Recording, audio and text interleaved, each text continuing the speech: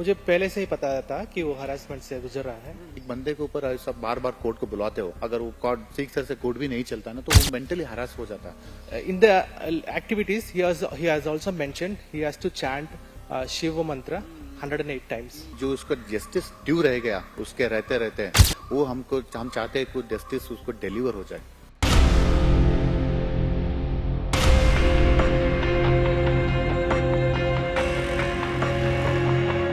आप ये बताओ, जहाँ पे एक जज बैठ के जो दो एक्यूज बैठे हुए हैं, उस दो एक्यूज में से एक एक्यूज ये बोल रहा है तुम नहीं दे सकते हो पैसा तो तुम सुसाइड कर लो।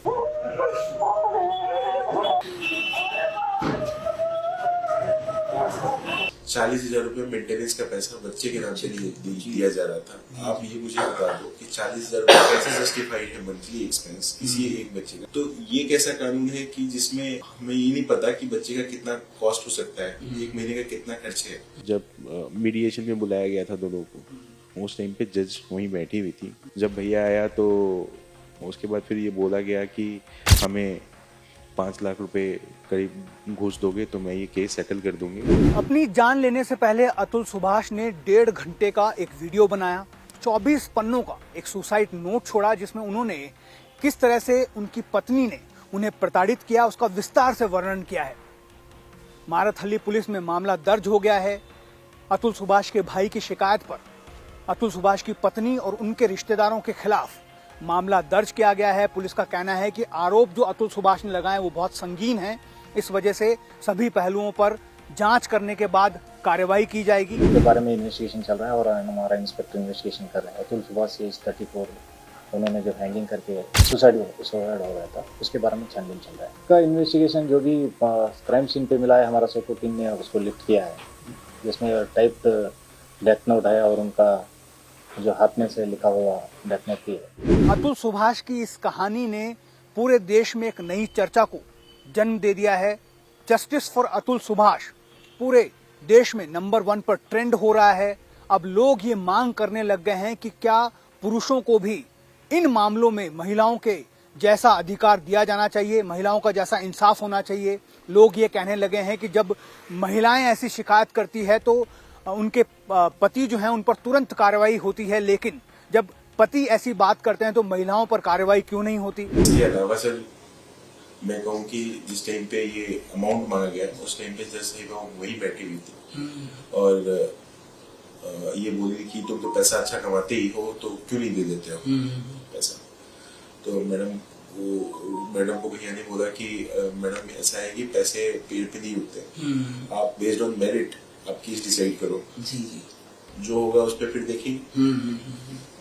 40,000 रुपये मेंटेनेंस का पैसा बच्चे के नाम से दिया जा रहा था। आप ये मुझे बता दो कि 40,000 रुपये कैसे जस्टिफाइड है मंथली एक्सपेंस किसी एक बच्चे का, जो कि आज के डेट पे 4 साल का है और वो यूपी रहता है या दिल्ली रहता है, डोंट नो, लेकिन फिर भी अगर दिल्ली भी रहता है तो भी 40,000 रुपये एक प्रोफेशनल का जो वहाँ अच्छे से रहेगा उसका भी इतना खर्चा नहीं होगा एक आदमी का। और वो तो फिर 4 साल का बच्चा आज की डेट उस 40,000 रुपए को बढ़ा के वो 80,000 रुपए कर दिए एरियर के नाम का कहेंगे। कानून में ऐसी व्यवस्था है कि 80,000 रुपए आप देने लग जाओ तो वो कहेंगे कि आप 80,000 के लिए कैपेबल हो तो आप और बढ़ा के क्यों नहीं दे सकते पैसा। ठीक है, तो ये कैसा कानून है कि जिसमें हमें ये नहीं पता कि बच्चे का कितना कॉस्ट हो सकता है, एक महीने का कितना खर्च है। आप बेस्ड ऑन स्लिप कि आप बच्चे के ऊपर कितना पैसा खर्च करते हो आप मंगवा लो, एजुकेशन के नाम पे कितना पैसा मंगवाते हो आप, वो फीस मंगवाओ, फीस स्लिप मंगवाओ। There should be a system कि आप इस सिस्टम के हिसाब से डिसाइड करो कि कितना किसका एक्सपेंस और कितना किसको दिया जाना चाहिए। क्योंकि पता नहीं क्या इन्फ्लुएंस था उनकी फैमिली का जज के ऊपर या नहीं था, पता नहीं, क्योंकि उनको मेंटेनेंस कॉस्ट नहीं दिया जा रहा था तो बच्चे के नाम से कह के वो मेंटेनेंस कॉस्ट निकलवा रही थी। वो बहुत लेजी है, बहुत ये है, तो अपनी वो उनकी जो पुरानी कंपनी थी उसे उनके बॉस ने निकाल दिया था उनको। फिर भैया ने ट्राई करके जो भी कंपनी में एसेंशियल में लगवाया था तो वो उसका था, ये मुझे पता था कि उसने ही लगवाया है, बिकॉज उनके पास इतना कैपेबिलिटी नहीं था कि वो खुद से जाके इवन इंटरव्यू फेस कर पाए। वो भैया बताता था उसको कि कैसे इंटरव्यू करना है, क्रैक ये वो, तो फिर वो जाके वो करी थी वो। इसके अलावा हर चीज़ में मेरा भाई ऐसा नहीं था कि सपोर्ट नहीं करता होगा, बिल्कुल सपोर्ट करता होगा। इवन उसके पास ये था कि सब कुछ के लिए उसने लोगों को लगा रखा था। कुक के लिए कुक आता था, सफाई के लिए आते थे लोग, कपड़े धोने के लिए आते थे लोग, मतलब एवरीथिंग उसने व्यवस्था कर रखा था। बस उनको अपना वर्क फ्रॉम होम वाला जो जॉब है वो देखना था और बच्चे को देखना था, दैट्स इट। इसके अलावा कोई काम नहीं था। फिर भी उनको ऐसा लगता, पता नहीं क्या था, 1 करोड़ से 3 करोड़ कैसे हुआ, क्या हुआ, ये मुझे नहीं पता कि 1 से 3 कैसे हुआ, लेकिन 3 करोड़ का डिमांड किया जा रहा था, अभी ये मुझे पता था। ये एक और चीज़ थी कि जब मीडिएशन में बुलाया गया था दोनों को, उस टाइम पे जज वहीं बैठी हुई थी और उससे पहले ये बैठी हुई थी, भाभी बैठी हुई थी वहाँ। जब भैया आया तो उसके बाद फिर ये बोला गया कि आप जो है वो हमें 5 लाख रुपए करीब घूस दोगे तो मैं ये केस सेटल कर दूंगी, अदरवाइज आपको और आपके फैमिली सबको मैं घसीटते रहूंगी कोर्ट में। लिखा आपने सुसाइड में कि पत्नी शायद उनसे बार बार पूछती थी, हर बार पूछती थी कि आपने अभी तक सुसाइड क्यों नहीं किया। ये लगता आपको कि ट्रिगर पॉइंट था, मतलब बहुत ज़्यादा हैरेसमेंट का वो शिकार हो रहे थे? क्योंकि जब उन्होंने कहा कि तुमको इससे मतलब नहीं, तो उन्होंने बोला कि अगर तुम मर भी जाओगे तो मैं तुम्हारे घर वालों को भी ज़िंदगी भर घसीटूंगी, उनको भी नहीं छोड़ूंगी।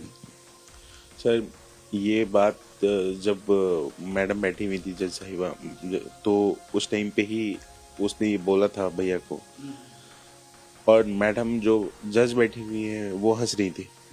ये भी उस वीडियो में बोला गया है।